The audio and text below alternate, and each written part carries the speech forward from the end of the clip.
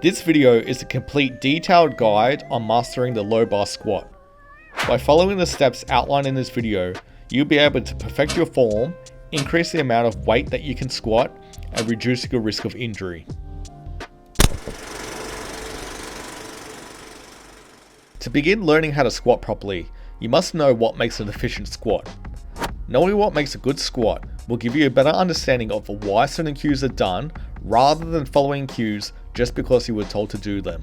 Squatting efficiently means moving the barbell in a vertical line over the middle of the feet. The midfoot is our most balanced position, and maintaining the barbell over the midfoot is the most efficient path for the bar to travel. Anytime the barbell moves outside the midfoot line, we use extra energy to pull it back into the midfoot to maintain balance and avoid falling over. This inefficient use of energy could restrict the amount of weight you can squat and hinder your overall progress. Setting the correct rack height is important, as getting this wrong can waste unnecessary energy and make the start of your squat harder than it needs to be. The correct barbell height will have the bar approximately in line with the upper portion of your sternum, which is around your upper chest. Do not set the bar too low where it's around the middle of your chest, as you will need to do a quarter squat to unrack the barbell. Likewise, do not set the barbell too high, such as around your neck, as you may need to stand on your toes to lift the barbell off the rack. Grip width is individual dependent. Some people prefer a closer grip and some prefer wider. Likewise, grip width will also depend on someone's upper body mobility. Since grip widths differ between people, I'm unable to give specific grip recommendations. However, I can tell you things you shouldn't do, and then you can work out what grip is best for you. Don't grip the bar too close. Being too close can cause two problems. 1. It may be difficult to get your palms on top of the bar, which results in a bent back wrist. And 2. The bar may seesaw, since there will be a large distance between your hands and the end of the barbell. Also, don't grip the bar too wide. Having too wide of a grip generally results in losing upper back tightness. As such, you want to have a grip between these two extremes. How you hold the barbell will significantly impact your ability to keep your upper back tight, minimize the barbell moving up and down your back, and improve the overall efficiency of your squat. Traditionally, most people grab the barbell high in the palm, wrap their thumbs around the bar, and bend their wrist back. This results in some of the load being received in the wrist, which for some people may cause wrist pain. Additionally, having the palm under the barbell and the wrist bent backwards is not optimal for pulling the barbell down hard into the upper back. A better way to grab the bar is by placing it on the lower part of the palm with the thumbs over the barbell with a neutral wrist position, only if you have enough mobility to do so. Having all of the palm on top of the barbell and all of the load resting on the shoulders takes away receiving load in the wrist. Likewise, it makes it easier to pull the barbell down hard into the back for upper back tightness. For a low bar squat, the bar will sit on the top border of the scapula, which creates a shelf around your rear deltoids. Avoid having the barbell too high on the traps. This will require squatting with an upright torso and is a high bar squat. A high bar squat is not inherently bad. More so, this video focuses on the low bar squat technique, which differs a bit from a high bar squat.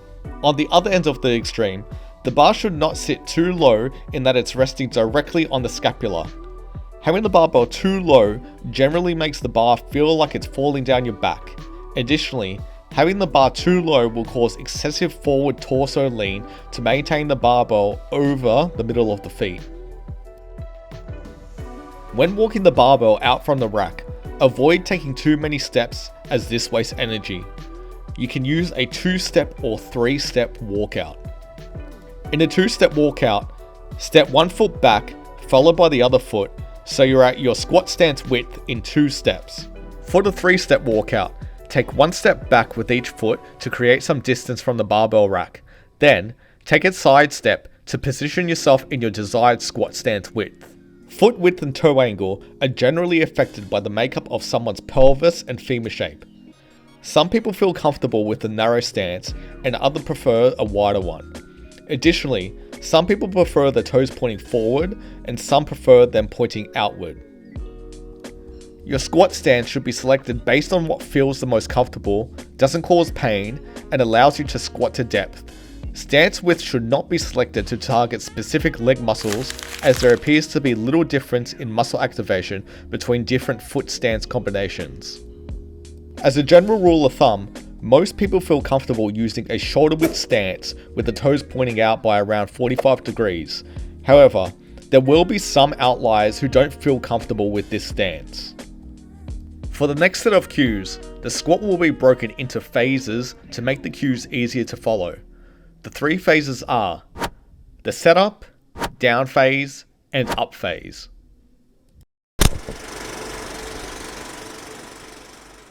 The setup refers to the phase where you stand in preparation to descend into the squat. This phase is very important because if done poorly, the rest of your squat will likely be poor.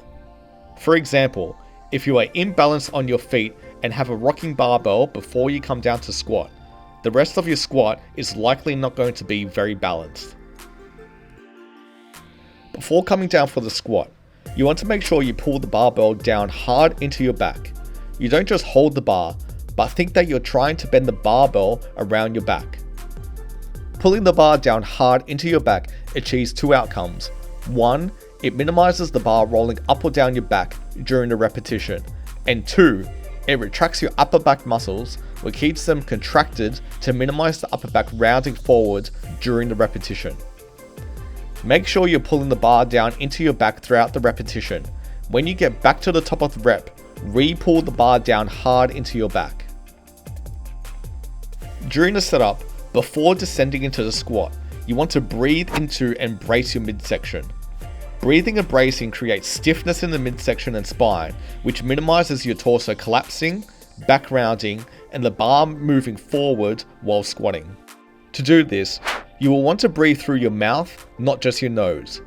Breathe into your stomach as if you're trying to push out the sides of your abdominals. After taking a big breath of air, hold it and flex your abdominals. If you're unsure how to breathe into your stomach, here's a drill you can do. Push your fingers firmly into the sides of your stomach. Take a deep breath through your mouth and try to push your fingers out by expanding your stomach. The wrong way to do this is gasping for air with your mouth wide, breathing into the chest and making your midsection suck in. If you're having trouble breathing into your abdominals, keep practicing the breathing drill for multiple repetitions and sets, such as 2 to 3 sets of 6 to 10 breaths. Eventually, you'll work out how to breathe into your midsection and it will become automatic. After you've taken a big breath of air at the start, hold your breath throughout the entire repetition until you return to the top. Do not exhale during the up phase. Exhale only when you're standing upright at the top of the squat.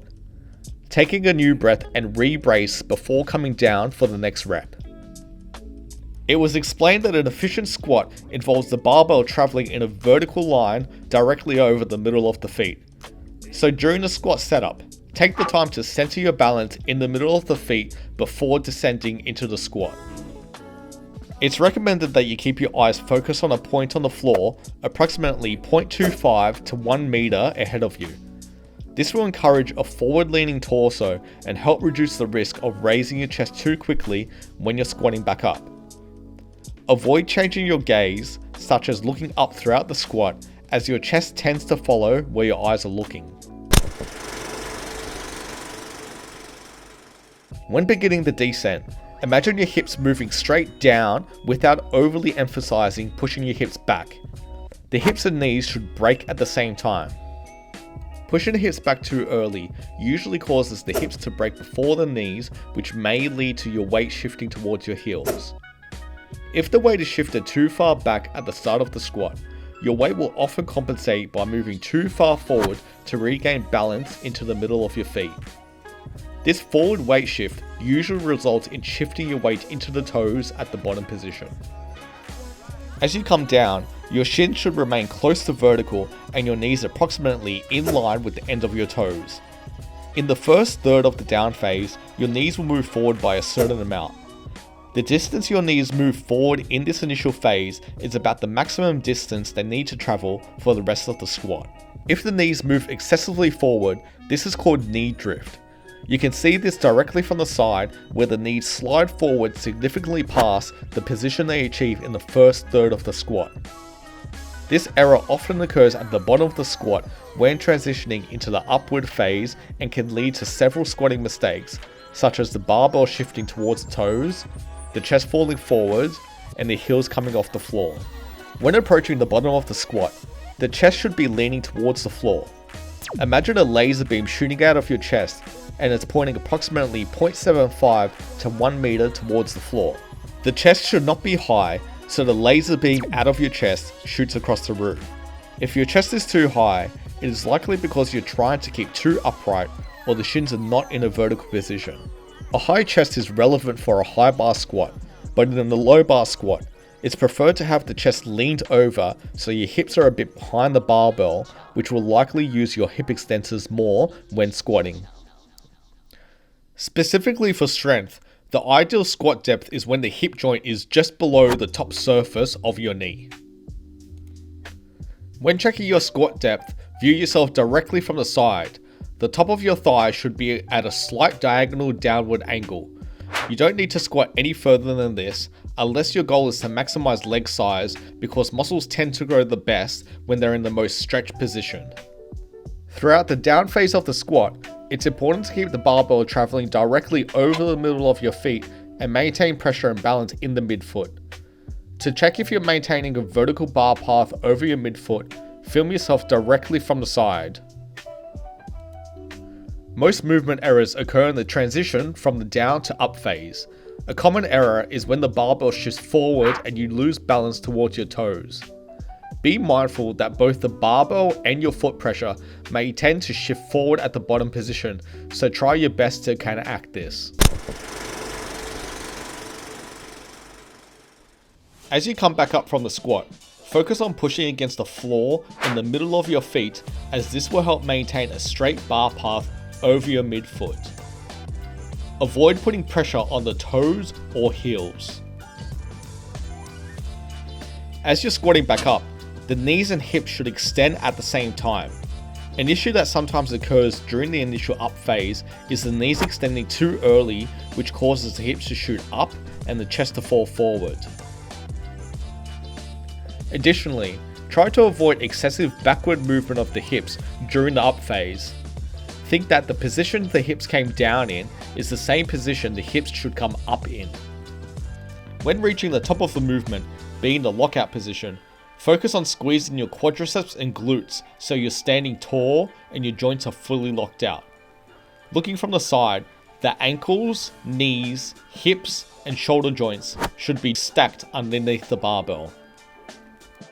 Once back at the top of your squat and preparing to come down for the next repetition, take time to reset. You will follow the same steps in the setup phase again before coming down for the next repetition. These steps were: breathe and brace, regain balance into your midfoot, and pull the barbell down into your shoulders. There should be a pause at the top to allow you to reset before descending into the next repetition. Take as long as you need to prepare for the next rep, and do not come down too quickly. As there are many cues presented in this video, I've written a summary of the cues for each phase and including them in the video description. I recommend copying and pasting these cues into notes on your phone so you have them next time you're practicing your squat.